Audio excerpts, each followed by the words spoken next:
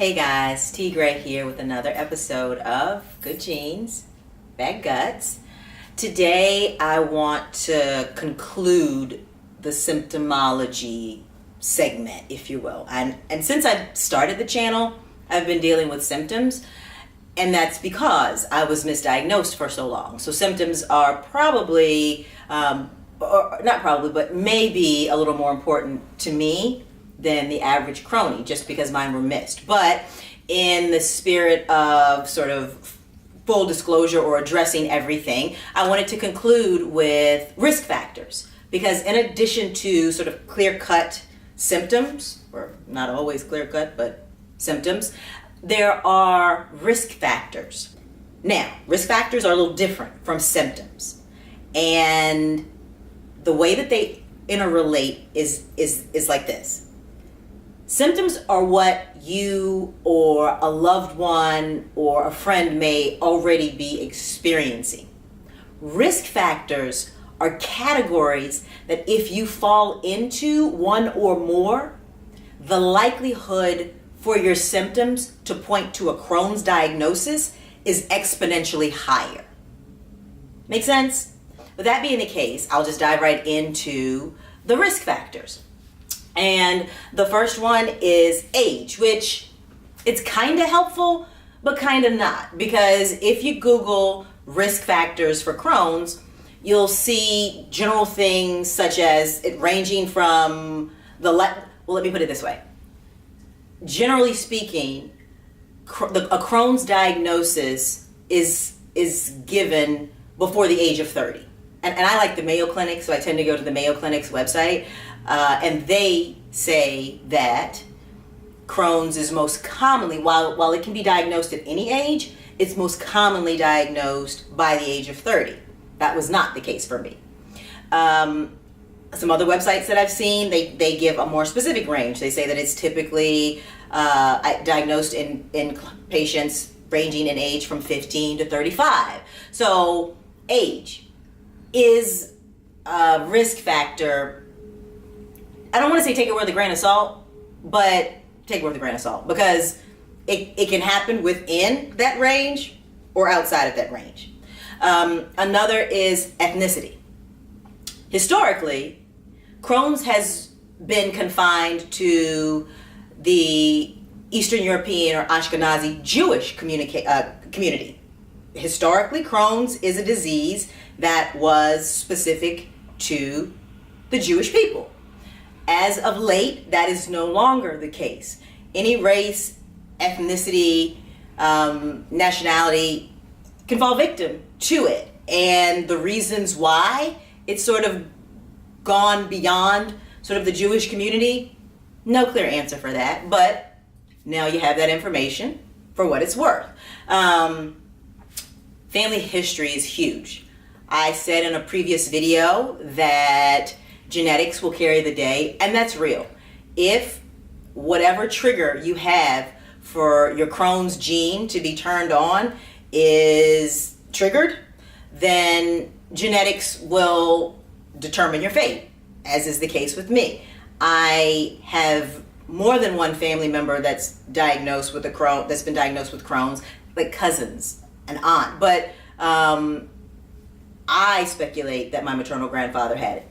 Won't go there anymore because he is deceased and he did not receive a formal diagnosis. And again, that's purely speculation. So you can't do much with speculation, so I won't go there very long. I won't go there. But family history is huge. So if someone in your family has already been diagnosed with Crohn's, then that puts you at greater risk for it.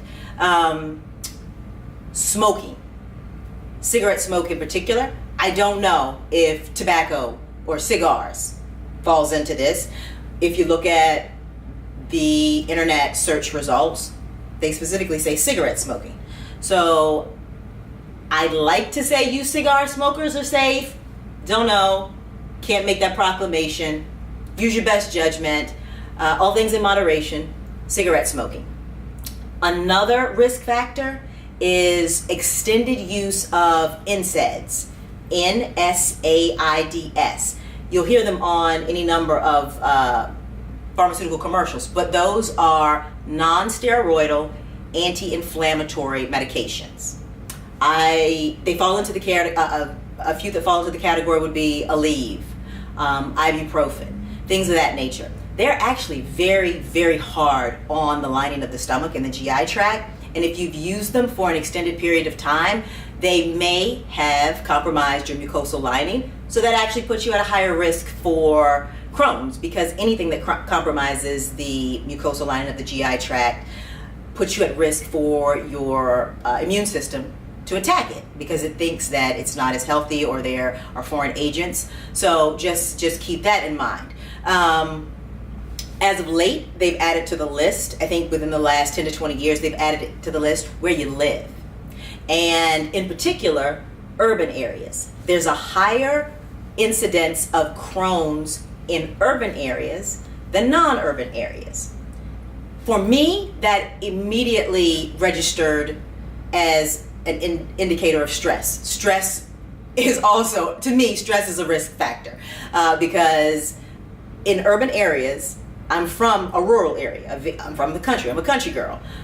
But having lived in the city, it's a very different beast. Stress is of a very different variety. And so if you live in urban areas versus suburban or rural, just know you're at a higher risk for Crohn's. Now, that concludes the list that the Mayo Clinic published.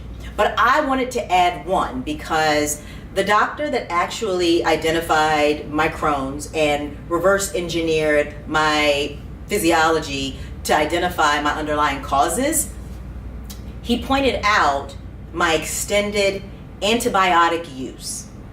As a child, and I say that like starting around sort of probably late middle school, early high school, I started to experience frequent sinus infections. How do they treat sinus infections? With antibiotics. It was the case that I got them religiously, every 3 to 6 months.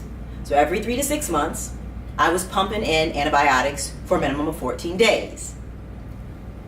Let me footnote this by saying, antibiotics kill all of the bacteria in your body, including a number of the good bacteria in your gut. Good bacteria in your gut, it comprises not just sort of part of your digestive system, but also your immune system. That bacteria is not self-replenishing or self-regenerating. Once you kill it, it's gone. Keep that in mind. Extended antibiotic use is also another risk factor. So if you or your children have used rounds upon rounds of antibiotics, that actually increases the likelihood of you becoming afflicted with Crohn's disease.